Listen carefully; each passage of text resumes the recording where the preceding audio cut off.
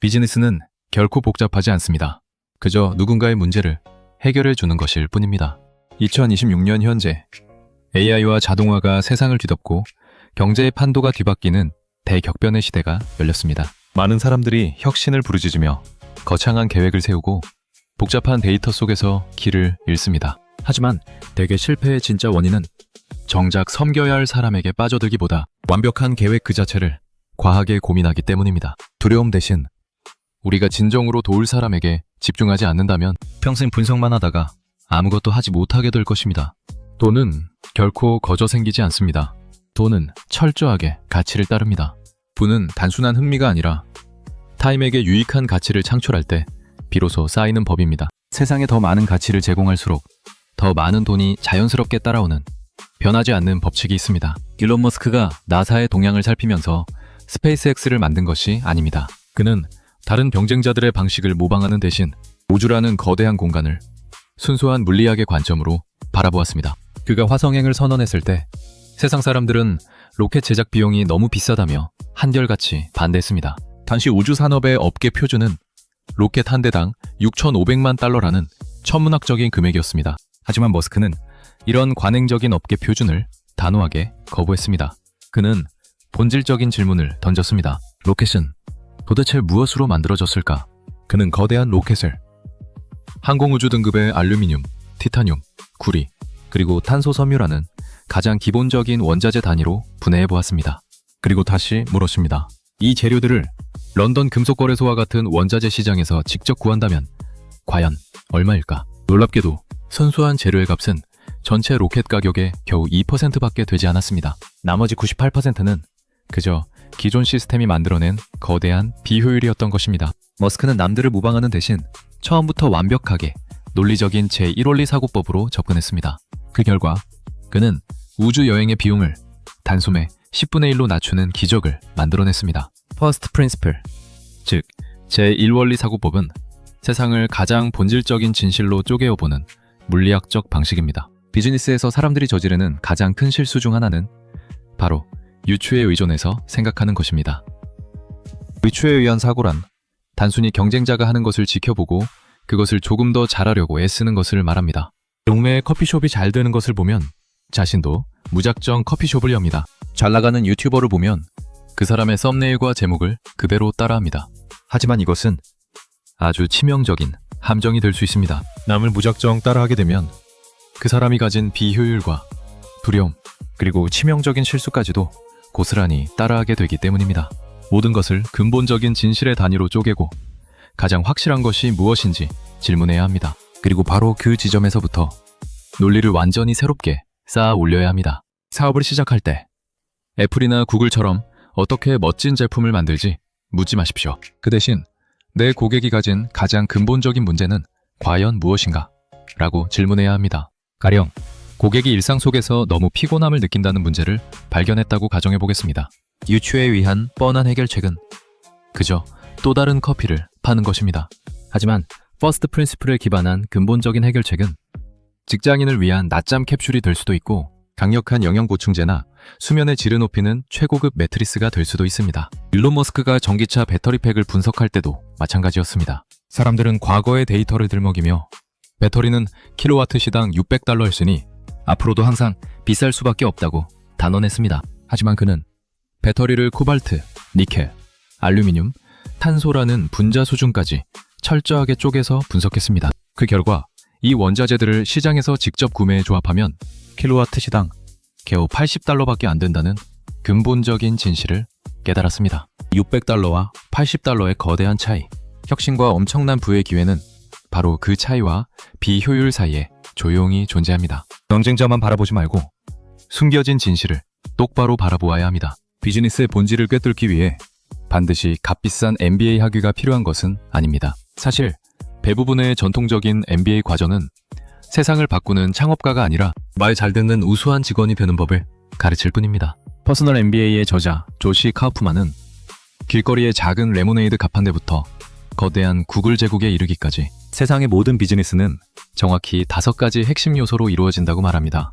만약 이 5가지 중에서 단 하나라도 빠져 있다면 그것은 비즈니스가 아니라 그저 돈이 드는 취미 생활일 뿐입니다. 첫 번째 요소는 바로 가치 창출입니다. 사람들의 숨겨진 니즈를 정확히 파악하고 그것을 제공해야 합니다. 창업가 본인이 만들고 싶은 것을 멋대로 만드는 것이 아닙니다. 철저하게 타인의 필요에 집중해야 합니다. 성공적인 제품은 인간이 가진 핵심적인 5대 욕구, 즉 무언가를 획득하려는 욕구, 타인과 유대하려는 욕구, 새로운 것을 학습하려는 욕구, 자신을 방어하려는 욕구, 그리고 감각을 충족하려는 욕구를 반드시 채워주어야 합니다. 고객의 실제 문제를 해결하지 못하는 제품이라면 그 뒤에 따르는 모든 과정은 완벽하게 무의미해집니다. 두 번째 요소는 마케팅입니다. 아무리 훌륭한 제품을 만들었다고 해도 사람들이 알아서 찾아오는 기적은 일어나지 않습니다. 마케팅은 단순히 물건을 알리는 것이 아니라 사람들의 믿음을 통째로 바꾸는 정교한 예술입니다. 마케팅은 세상의 관심과 폭발적인 수요를 동시에 창출해내는 작업입니다. 자신의 문제조차 모르고 무관심했던 사람들이 비로소 문제를 인식하고 당신이 가진 해결책을 갈망하도록 이끌어내는 치열한 과정입니다. 세 번째 요소는 세일즈입니다. 마케팅이 사람들을 문 안으로 들어오게 하는 유입의 과정이라면 세일즈는 그들을 온전히 매 사람으로 만드는 확정의 단계입니다. 잠재적인 고객을 기꺼이 지갑을 여는 구매자로 전환시키는 과정입니다. 세일즈는 결코 사람을 교묘하게 속이는 속임수가 아닙니다. 그것은 철저한 신뢰의 영역이며 고객이 당신의 제안이 가진 진정한 가치를 깊이 이해하도록 돕는 숭고한 일입니다. 네 번째 요소는 가치 전달입니다. 이제 고객에게 약속했던 것을 실제로 완벽하게 제공해야 할 시간입니다. 바로 이 지점에서 비즈니스의 장기적인 평판이 단단하게 쌓이게 됩니다. 만약 화려한 꿈을 팔아놓고 고객에게 끔찍한 악몽을 제공한다면 비즈니스는 그날로 끝입니다. 고객이 기대했던 수준을 항상 압도적으로 뛰어넘어야만 합니다. 마지막 다섯 번째 요소는 재무입니다. 비즈니스는 결국 숨을 쉬고 생존하기 위해 가치 있는 수익을 지속적으로 내야 합니다. 복잡한 장부를 다루는 전문 회계사가 될 필요까지는 없습니다. 하지만 들어오는 돈보다 나가는 돈이 더 많아지는 순간 아무리 위대한 사명을 가진 사업이라도 결국 숨을 거둔다는 냉혹한 현실만큼은 뼛속 깊이 알아야 합니다. 사업이 어딘가 삐걱대고 힘들다면 이 5가지 요소 중 반드시 하나가 고장난 것입니다. 냉정하게 문제를 진단하고 고장난 부품을 고친 뒤 다시 무소의 뿔처럼 앞으로 나아가야 합니다. 기본적인 요소들을 탄탄하게 갖췄다면 이제 전장을 지배할 압도적인 전략이 필요합니다. 비즈니스 세계에서 그저 땀 흘려 열심히 일하는 것만으로는 결코 충분하지 않습니다. 나쁜 전략을 가지고 일주일에 100시간을 뼈 빠지게 일하는 사람은 훌륭하고 정교한 전략으로 일주일에 20시간만 일하는 사람에게 결국 처참하게 질 수밖에 없습니다. 전략은 본질적으로 힘과 권력에 관한 이야기입니다.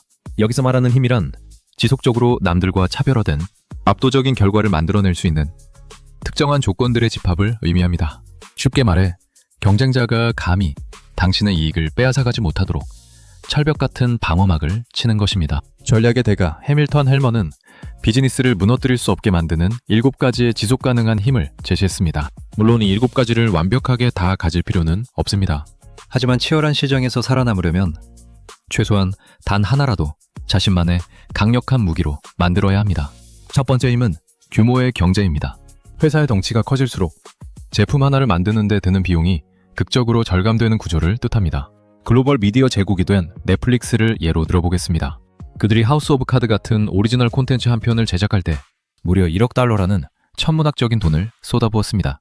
겉보기엔 정신나간 도박 같아 보였지만 넷플릭스에겐 전 세계 수백만 명의 유료 가입자가 있었습니다. 수백만 명으로 1억 달러를 나누어 보니 고객 한 명당 들어가는 비용은 아주 미미한 수준으로 낮아졌습니다. 반면 가입자가 적은 작은 경쟁사들은 감히 프로그램 하나에 1억 달러를 태울 여력조차 없었습니다. 넷플릭스의 거대한 규모가 곧 그 무엇도 뚫을 수 없는 절대적인 방패가 된 셈입니다. 두 번째 힘은 네트워크 경제입니다. 이는 제품이나 서비스를 사용하는 사람이 많아질수록 그 제품의 가치가 기하급수적으로 올라가는 마법 같은 현상입니다. 페이스북이나 링크드인 같은 소셜미디어를 생각해 보십시오.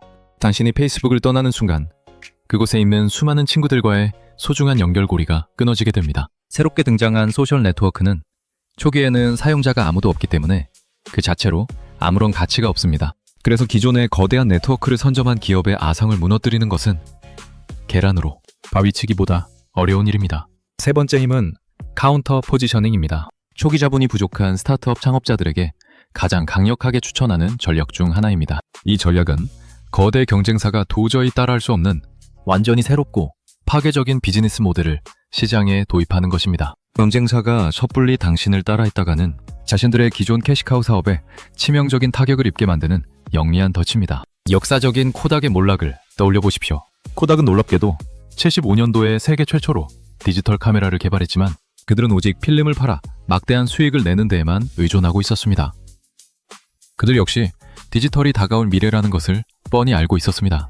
하지만 만약 그들이 선제적으로 디지털 카메라를 강력하게 밀어붙였다면 자신들의 밥줄인 필름 수익을 스스로 죽여버리는 셈이 되었습니다. 결국 그들은 과거의 영광에 갇혀 꼼짝도 하지 못했고 시대의 뒤안길로 쓸쓸히 사라졌습니다. 월가의 뱅가드 역시 이 전략의 훌륭한 예시입니다.